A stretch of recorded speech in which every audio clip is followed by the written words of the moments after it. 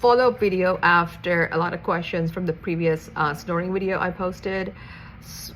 Most people who have obstructive sleep apnea tend to snore, but every person who snores does not have obstructive sleep apnea. Primarily, the treatment for snoring either can be mandibular advancement device or a mouthpiece, and treatment with your favorite ENT to see if you have any obstruction in your nose.